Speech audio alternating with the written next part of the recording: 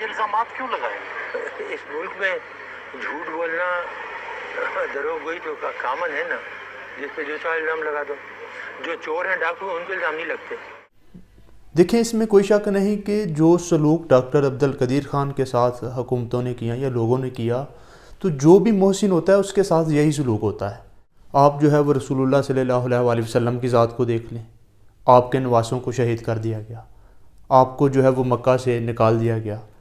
آپ جو ہے وہ سقراط کو دیکھ لیں، زہر کا پیالہ پینا پڑے. آپ امام اعظم ابو حنیفہ کو دیکھ لیں، جیل سے جنازہ اٹھا. آپ احمد بن حنبل کو دیکھ لیں، کوڑے مارے گئے. آپ ابن رشد کو دیکھ لیں، جلا وطن کر دیا گیا. آپ اس کے علاوہ جتنی بھی بڑی پرسنالٹیز ہیں جنہوں نے قوم کے لیے کچھ کیا، آپ اگر ان کی لائف کو دیکھیں گے تو ان کے ساتھ یہی کچھ ہوا ہوگا. آپ قائد اعظم محمد علی جناح کو دیکھ لیں، کیا ہوا ان کے ساتھ، کیا سلوک کیا قوم نے. کیسے ممکن ہے کہ قائد اعظم محمد علی جناح بانی پاکستان ان کی گاڑی سے آئل ختم ہو جائے؟ تو قوم جو ہے وہ سب کے ساتھ یہی کچھ کرتی ہے.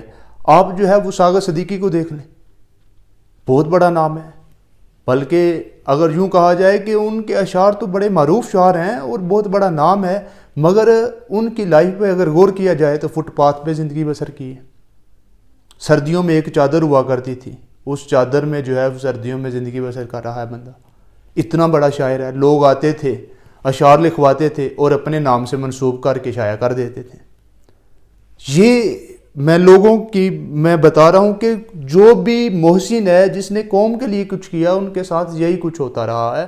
اور بعد میں وہی ساغر صدیقی کے اشعار یونیورسٹیوں کے اندر، گورنمنٹ کے اداروں کے اندر جو ہے وہ مقابلے کروائے جاتے ہیں، ڈیبیٹ کروائے جاتے ہیں ان کے اشعار کے اوپر.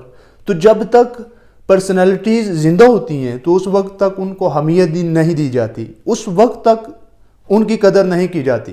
آپ حبیب جالب کو دیکھ لیں، جب وہ بندہ زندہ تھا اس وقت تو اس نے جیلوں میں زندگی گزار دی. تو المختصر کہ ڈاکٹر عبد القدیر خان کے ساتھ جو کچھ ہوا یہ کوئی نئی بات نہیں، یہ وہی کچھ ہوا جو ایک اچھے لوگوں کے ساتھ، جو حق پر چلنے والے لوگ ہوتے ہیں ان کے ساتھ ہوتا رہتا ہے اور اسی طرح ہی ہوتا رہتا ہے.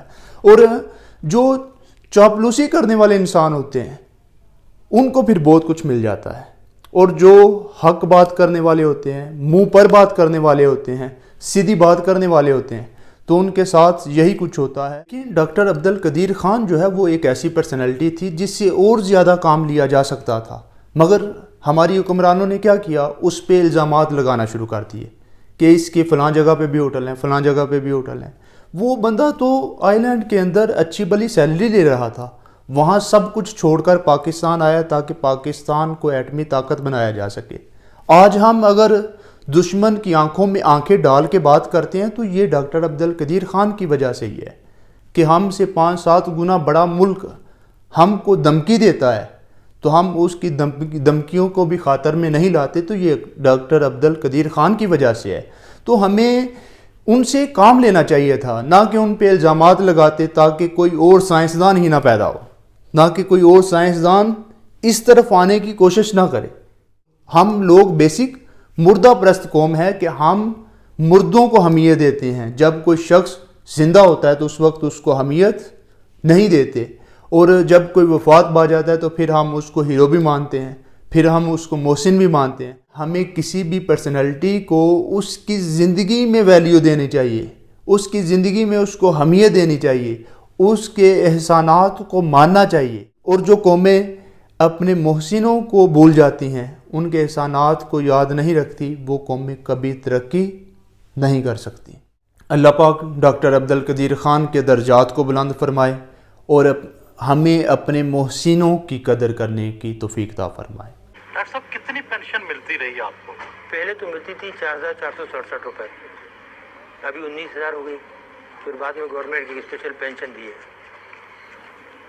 جب انہیں یہ پتہ لگا کہ ان کے پاس کوئی پیسہ ویسا نہیں ہے، انہوں نے کوئی چوری نہیں کی اور یہ سب بکواس تھی، پروپیگنڈا تھا، نہ مکان ہے، نہ اکاؤنٹ ہے، نہ کچھ ہے، تو پھر آئے کہ جی ہمیں پتہ ہے آپ کو بہت تکلیف ہے فائنینشلی، بہن بھائیوں سے لے کے گزارا کر رہے ہیں.